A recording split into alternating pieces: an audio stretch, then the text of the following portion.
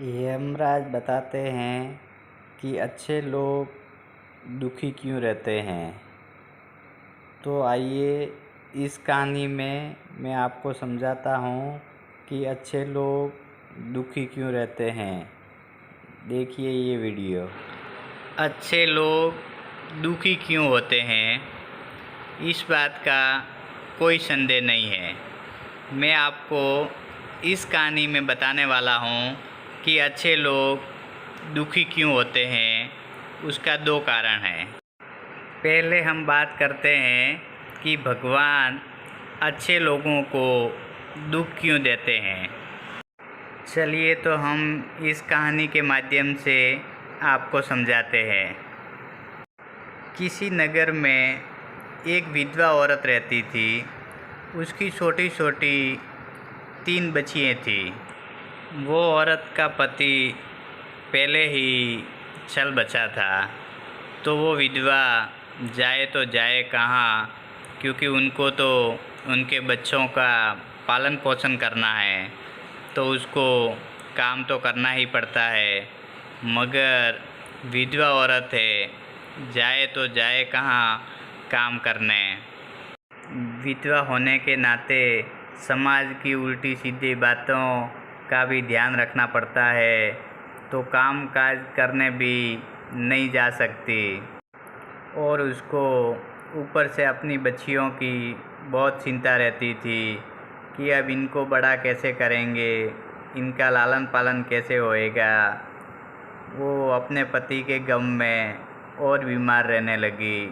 धीरे धीरे वो बहुत बीमार हो गई, क्योंकि उसे अपने बच्चों की चिंता सता रही थी कि अब मेरे बच्चों के भविष्य का क्या होगा। ज़्यादा सोच सोच कर वो बहुत गंभीर बीमार हो गई और अब उसका जाने का निकट टाइम आ गया। वो टाइम पे जब हेमराज उनको लेने के लिए आए, जब हेमराज ने देखा कि वो माँ सोई हुई पड़ी है और उनकी तीनों बच्चियाँ माँ से लपेट कर सोई हुई है, जब ये हेमराज अपनी आँखों से देख रहे थे तो उन्हें दया भाव आ गई। और हेमराज ने सोचा कि अगर मैं इनकी माँ को लेके जाऊंगा तो इन 3 बच्चियों का कौन होएगा। जब ये मन ही मन हेमराज ने सोचा कि जब मैं इनकी माँ को लेके जाऊंगा तो ये बच्चे किसके हवाले होएंगे। तो हेमराज मन ही मन सोचने लगे और उन्हें दया भाव आ गई। वो बोले कि मैं इनकी माँ को, उनकी माँ का प्राण नहीं ले सकता। और वो वापस लौट गए। जब वापस लौटने पर उन्होंने ऊपर जाके पूरी डिटेल में समझाया। जब देवदूत वापस लौट गए तभी धर्मराज ने पूछा कि हे देवदूत, मैंने पृथ्वी पर आपको उस औरत का प्राण लेने के लिए भेजा था, आप उनके प्राण क्यों नहीं ले आए। तब हेमराज बोले, तब भी यमदूत बोला कि अगर मेरी जगह पे आप भी होते तो आप भी यही करते। ये बात सुनकर उन्होंने बोला कि मैंने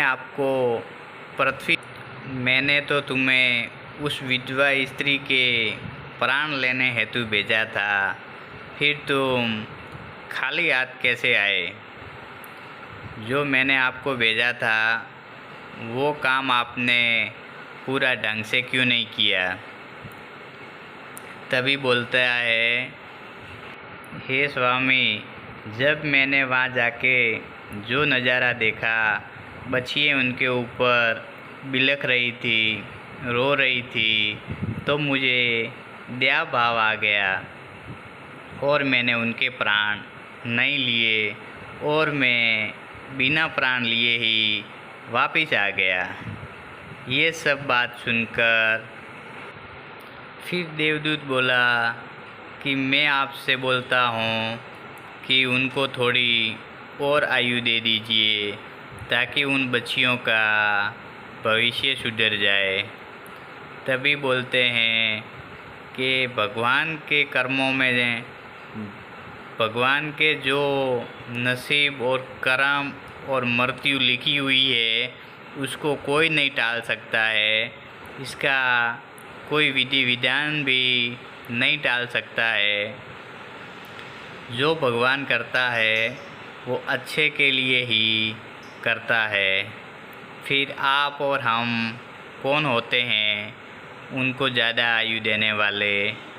जो विधाता ने लिखा है उसको कोई नहीं रोक सकता है। ये बात सुनकर यमदूत बोलता है, आप चाहो तो उनको उम्र दे सकते हो।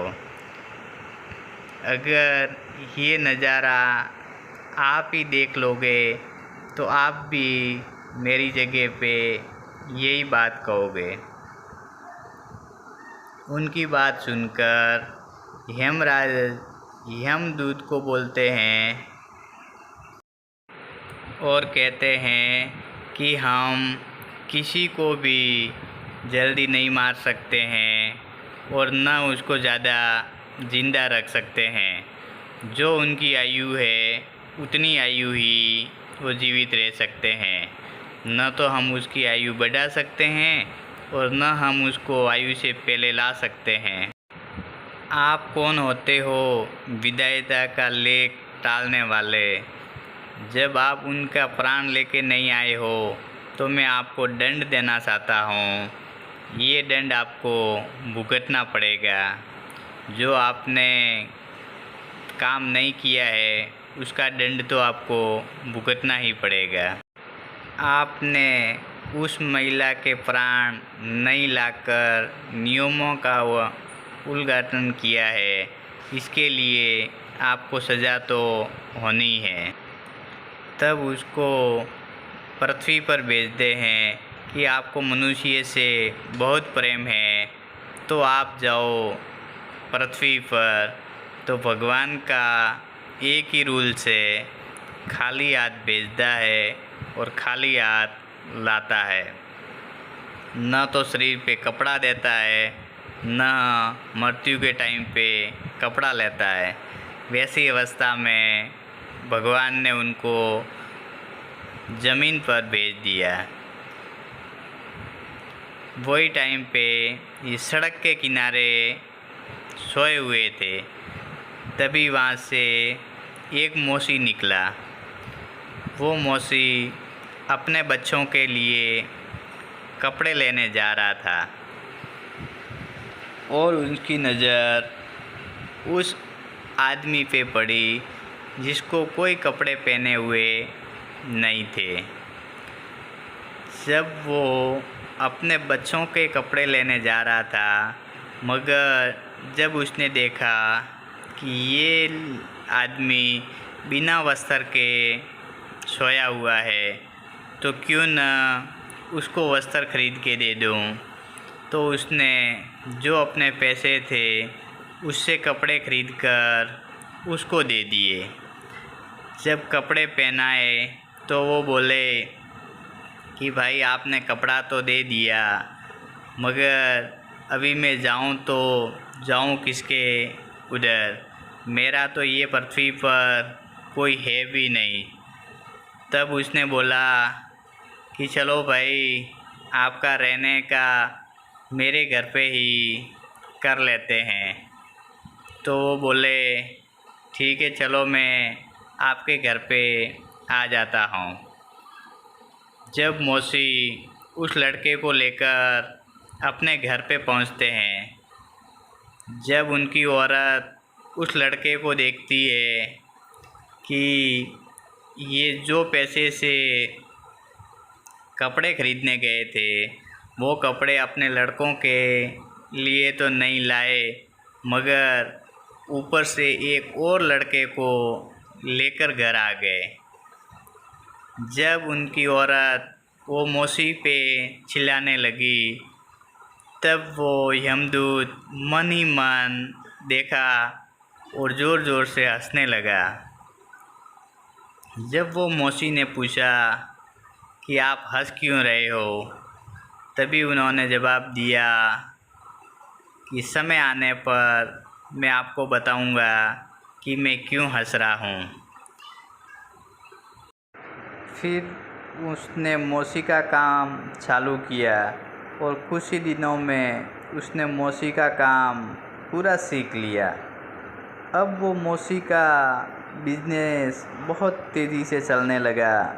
उसका बड़े बड़े बाज़ारों में नाम हो गया और उसके अब जो भी जूते हैं वो नाम से बिकना चालू हो गए, क्योंकि वो मौसी के घर पे भगवान के समय दूत आए हुए हैं, तो भला उसका बिजनेस क्यों नहीं ज़ोर से चलेगा। और उस मौसी का बड़ा बड़ा विदेशों में भी उसके नाम से व्यापार होने लग गया। फिर वो मौसी का इतना नाम हो गया कि एक राजा स्वयं उसके जूते का ऑर्डर देने के लिए अपने आदमी को भेजा और उन्होंने बोला, ये बहुत कीमती चमड़ा है, इसके लिए राजा के लिए स्पेशल इसके जूते बनाना। मौसी अपने उस आदमी को बोलता है कि ये महाराजा के हैं, इसके लिए इसका स्पेशल ध्यान देना। हेमराज को पता था कि आगे क्या होने वाला है, तो उसने जूते की जगह पे चप्पल बना डाली। जब चप्पल बनाई तो मौसी बोला, अरे तू मरवाएगा क्या, ये राजा का है और उन्होंने अपने को चप्पल बनाने का थोड़ा ही दिया था। ये बात सुनकर वो लड़का चुपचाप बैठा रहा।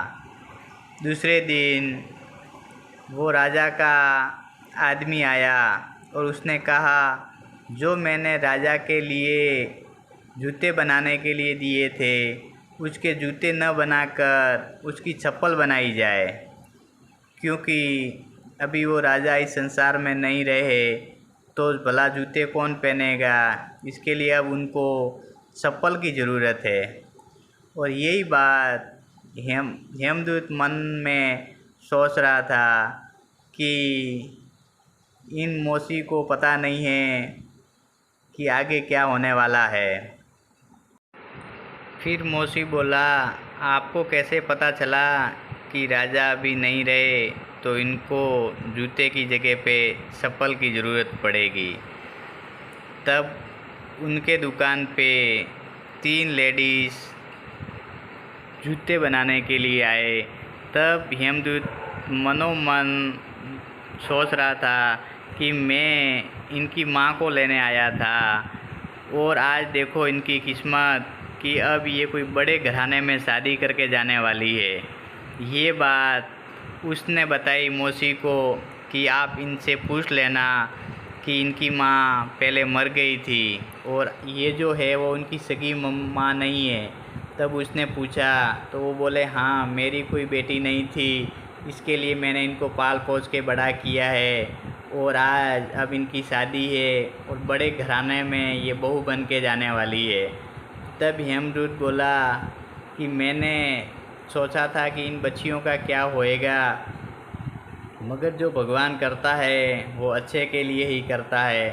अगर उस दिन मैं इनकी माँ को नहीं लेके जाता तो आज ये बच्ची भी गरीबी में पड़ी रहती, नहीं तो देखो इनका नसीब, आज बड़े घराने में इनकी शादी होने वाली है और आज ये मैं पूरा नज़ारा मेरी नज़र से देख रहा हूँ।